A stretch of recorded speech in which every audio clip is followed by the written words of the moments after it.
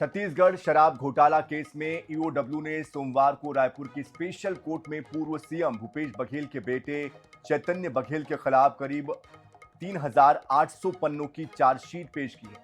EOW ने chargesheet में दावा किया कि चैतन्य बघेल को घोटाले से 200 से 250 करोड़ रुपए मिले हैं।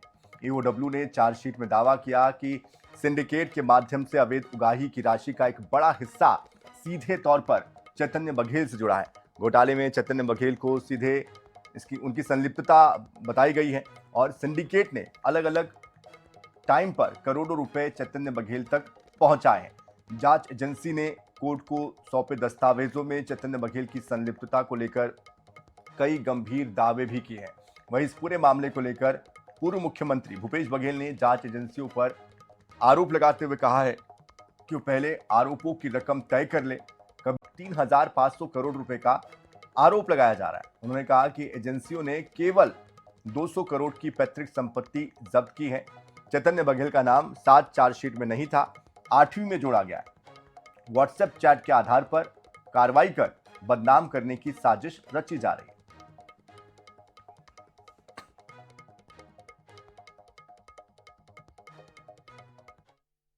पहली बात तो यह है कि दोनों एजेंसी तय कर ले कि पहले आरोप लगता था 2100 करोड़ का, फिर 2000 करोड़ हो गया, फिर वो 3000 करोड़ हो गया, फिर 3200 हो गया, फिर 3500 हो गया, फिर 4000 करोड़ हो गया।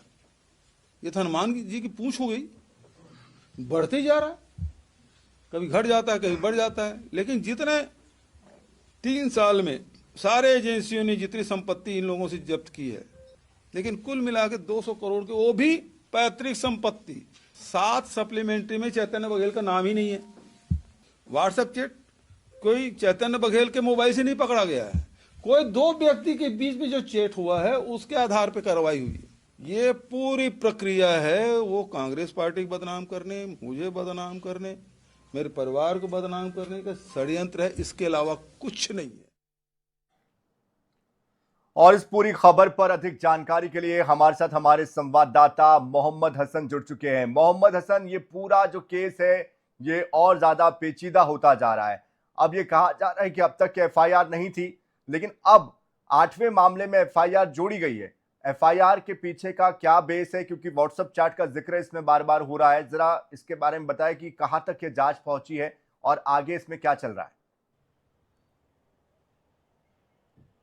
बिल्कुल सनी, देखिए छत्तीसगढ़ के बहुचर्चित शराब घोटाले के मामले में एसीबी और ईओडब्ल्यू दोनों ही जांच एजेंसियां अपनी अपनी कार्रवाई कर रही हैं। इस मामले में कई आरोपियों की गिरफ्तारी हो चुकी है, जिसमें पूर्व आबकारी मंत्री कवासी लखमा, कारोबारी अनवर ढेबर, अरुण प्रति त्रिपाठी समेत अनिल टुटेजा और कई लोगों की गिरफ्तारियां हो चुकी है। अब सौम्या चौरसिया की भी गिरफ्तारी हो चुकी है। वहीं दूसरी ओर चैतन्य बघेल को भी आज से लगभग 2 से 3 माह पहले जो है उनकी गिरफ्तारी की गई और एसीबी और ईओडब्ल्यू ने उनकी गिरफ्तारी की थी। वहीं हाल ही में अभी हमने देखा सोमवार को ईओडब्ल्यू ने अपनी जांच को आगे बढ़ाते हुए शराब घोटाले के मामले में 8वां पूरक चालान पेश किया था, जो कि करीब 3,800 पन्नों का था, जिसमें तमाम तरीके से बताया गया था कि कैसे पैसे का देन लेन हुआ है, व्हाट्सएप चैट का जिक्र किया गया था और कहीं ना कहीं चैतन्य बघेल की मुसीबतें बढ़ती हुई दिखाई दी थी, जिसमें चैतन्य बघेल पर भी लगभग 200 से 250 करोड़ रुपए मिलने का दावा ईओडब्ल्यू की टीम ने अपने 8वें पूरक चालान में किया था।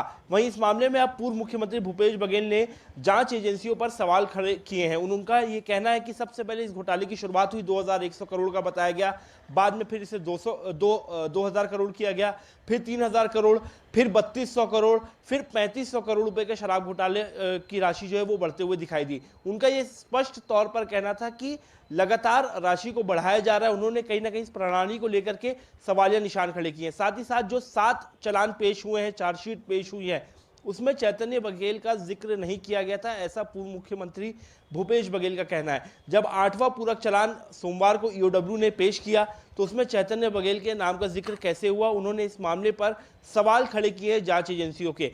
भूपेश बघेल ने स्पष्ट तौर पर कहा है ये पूरी साजिशन तौर पर इसे किया जा रहा है। कांग्रेस पार्टी और उनके परिवार को बदनाम करने के लिए जांच एजेंसियां जो हैं उनके बेटे को फंसाने की कोशिश की जा रही है। इस तरीके का कोई घोटाला नहीं हुआ है। यदि घोटाला हुआ होता तो जो जांच एजेंसियों ने 200 करोड़ की संपत्ति अटैच की है उसको भी उन्होंने भूपेश बघेल ने पैतृक संपत्ति बताया। उनका कहना है जब इतने 1000 करोड़ का घोटाला हुआ तो आखिरकार एसीबी, ईओडब्ल्यू हो या फिर ईडी हो, उनकी जांच में संपत्तियां जब्त कैसे नहीं हुई, संपत्तियां कैसे नहीं मिली जब हजारों करोड़ का घोटाला हुआ है। कुल मिलाकर के जहां एक और जांच एजेंसियां अपनी जांच कर रही हैं, तो वहीं अब पूर्व मुख्यमंत्री भूपेश बघेल ने जांच एजेंसियों की कार्रवाई को कहीं ना कहीं राजनीतिक षड्यंत्र बताया है और बदनाम करने की साजिश बताया है। बिल्कुल जाहिर सी बात है हसनम, इस पूरे मामले को लेकर सियासत भी तेज हो गई है। आप नजर बनाए रखिए। बहुत शुक्रिया फिलहाल इस पूरी जानकारी के लिए।